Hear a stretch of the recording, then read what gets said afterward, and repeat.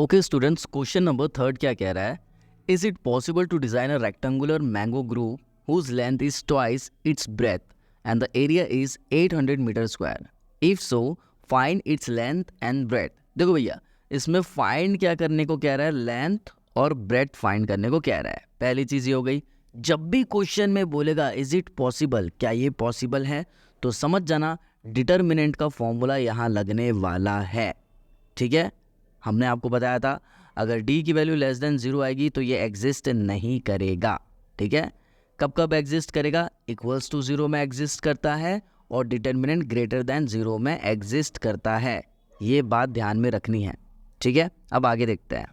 तो सबसे पहले यहाँ पर क्या होगा, देखो लेंथ क्या दिया है? लेंथ इज ट्वाइस, मतलब जो लेंथ है वो है ट्वाइस।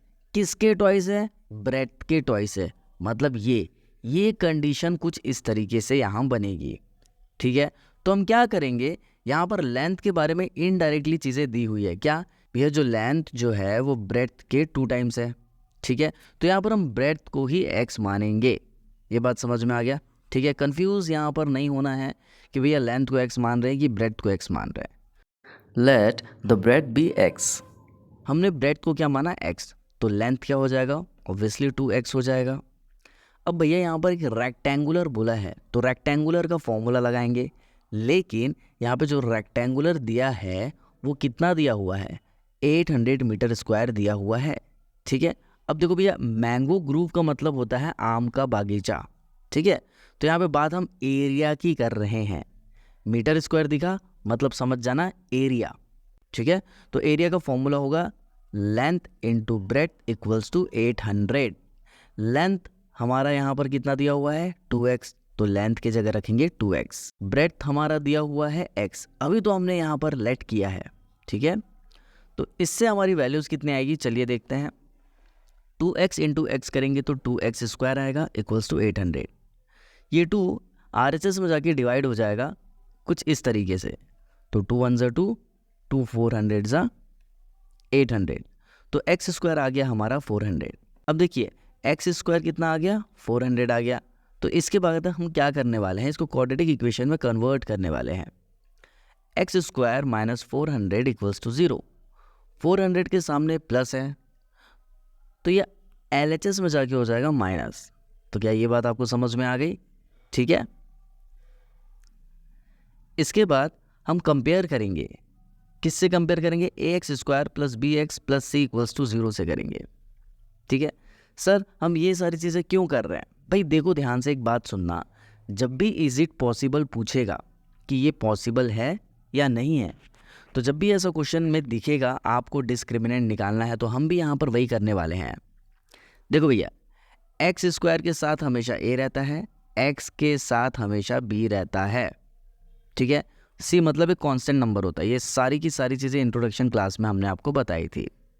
तो देखिए एक्स स्क्वायर के सामने कुछ नहीं है मतलब 1 है, मतलब यहाँ जो a की वैल्यू हो जाएगी वो हो जाएगी 1। b x वाली टर्म यहाँ पर नहीं है इसीलिए b की वैल्यू हो जाएगी 0। c एक कांस्टेंट नंबर होता है जो कि है 400, लेकिन वो है माइनस में। क्या ये बात आपको समझ में आ गई? तो यहाँ हम सबसे पहले a b और c की वैल्यू बता देंगे। बताने के बाद हम यहाँ पर डिस्क्रिमिनेंट का फॉर्मूला लगाएंगे। हम बार बार कह रहे हैं जब भी पूछेगा पॉसिबल है या नहीं तो डिस्क्रिमिनेंट का ही फॉर्मूला लगाना है। सर आप बार बार क्यों बताते हो? हम बार बार इसलिए बता रहे हैं ताकि आपको रिवीजन ना करना पड़े। ठीक है, एक ही वीडियो में आपका रिवीजन भी हो जाए। तो चलिए यहाँ पर वैल्यूज़ पुट करते हैं। भाई बी की वैल्यू तो 0 है तो हमने यहाँ पर वैल्यूज़ रख दी। देखिए भैया बी की वैल्यू है 0, बी का स्क्वायर मतलब 0 का स्क्वायर, -4 ए और सी। जैसे कि अब यहाँ देखेंगे a की वैल्यू है 1 और c की वैल्यू है -400, तो a की वैल्यू है 1 और c की वैल्यू है -400। तो इसको सॉल्व करेंगे तो देखिए -4 इंटू 1 -4 इंटू -400 करेंगे, 4 4 ज़ा 16, 2 0 है तो 2 0 लगा दो। ठीक है, अब माइनस माइनस हो जाएगा प्लस, इसीलिए यहाँ पर आया प्लस 1600। ठीक है, क्या ये बात भी समझ में आ गई? अब आगे देखते हैं। यहाँ पर बी स्क्वायर -4ac हमने जब निकाला तो 1600 आया, मतलब ग्रेटर दैन 0 का कंडीशन बन रहा है, मतलब ये कंडीशन यहाँ बन रही है। यहाँ पर हम लिख कर दिखाएंगे the equation has real roots. हमने आपको बताया था कि डी की वैल्यू अगर 0 से बड़ी आती है तो उसको हम रियल रूट्स बोलेंगे। Hence mango grove can be design, जो बागीचा है आम का वो हम डिज़ाइन कर सकते हैं। क्या ये बात समझ में आ गई? लेकिन ये हमारा आंसर नहीं है। अभी तो हमने इसका बस आंसर किया है कि क्या ये पॉसिबल है। हाँ भैया ये पॉसिबल है, ये तो हमने बता दिया। अब आंसर कैसे निकालेंगे लेंथ और ब्रेड्थ का? यहाँ से निकालेंगे। ठीक है, तो कैसे निकालेंगे चलिए देखते हैं। देखो भैया x square minus 400 equals to 0 है। 400 को हम RHS में भेजेंगे तो कुछ इस तरीके से आ जाएगा। अब ये स्क्वायर जो है RHS में जाके बन जाएगा रूट, और रूट 400 कितना आता है? वो आता है 20। नहीं आया समझ में? तो यहाँ देखो हम 400 को लिख सकते हैं 20 इंटू 20।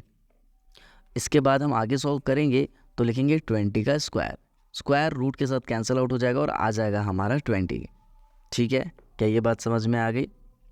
अब ब्रेड्थ हमारा निकल गया 20, क्योंकि हमने x ब्रेड्थ को माना था। तो x की वैल्यू आ गई, मतलब ब्रेड्थ की वैल्यू आ गई। तो यहाँ पर हम मीटर लिखेंगे।